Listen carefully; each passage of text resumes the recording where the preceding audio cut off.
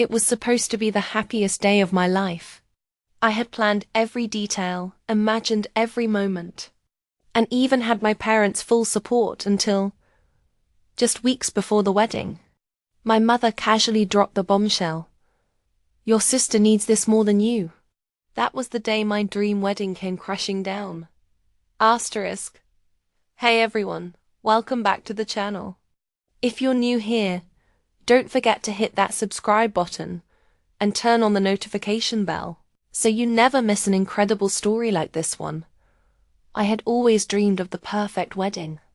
Growing up, I imagined walking down the aisle in a flowing white dress, with flowers adorning every corner of the room.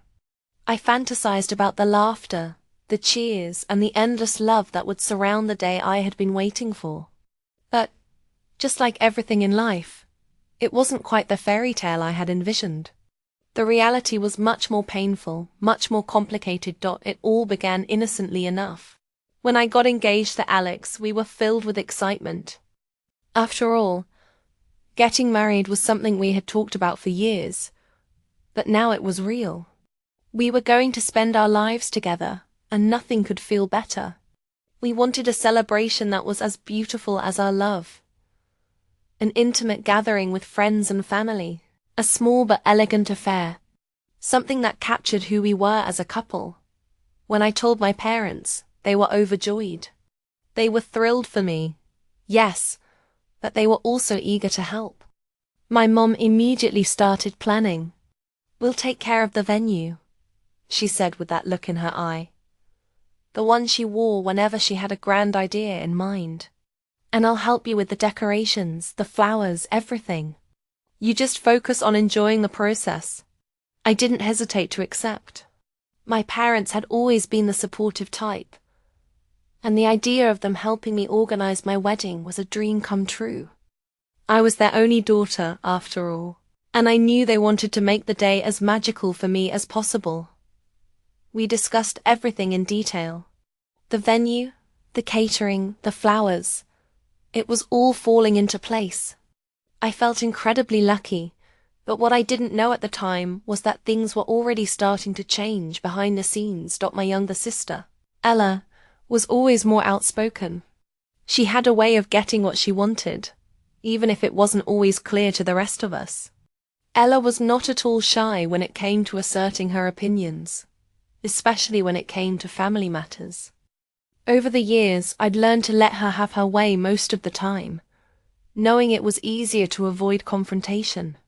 But this time, I could feel something was different. It wasn't about my wedding or so. I thought it all started when she began to express her concerns about the wedding plans.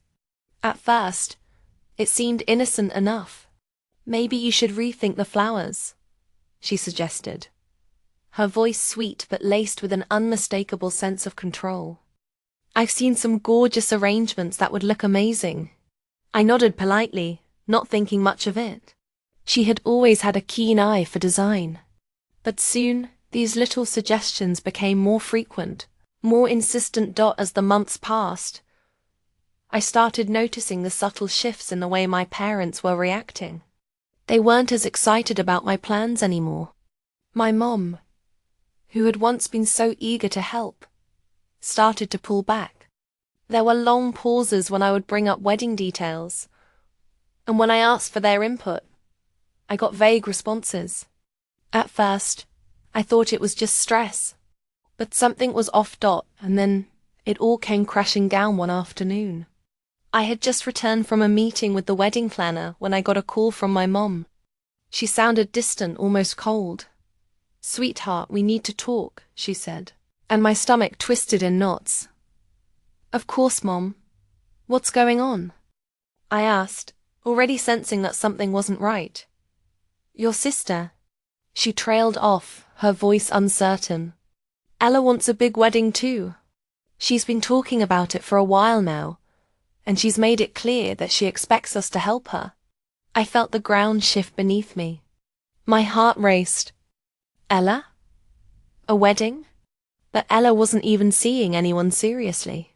She had always been a free spirit, the type who would throw a spontaneous party one week and not mention it again. She wasn't the type to be thinking about marriage. At least, not in any serious way. What do you mean? She wants a wedding, I asked, trying to hold back the growing anxiety in my voice. She's not even engaged. Well, she's decided she wants a grand wedding. She's been talking about it for months now, my mom continued, her voice faltering slightly. And we've been thinking, maybe we should help her with this instead of focusing on your wedding. I felt the words hit me like a blow. My head spun, and for a moment, everything around me blurred.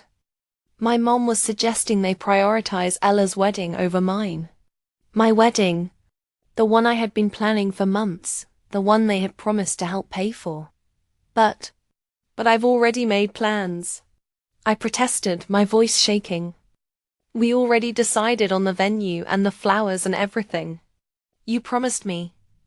I know, sweetheart, my mom interrupted, her tone now softer, as if trying to calm me.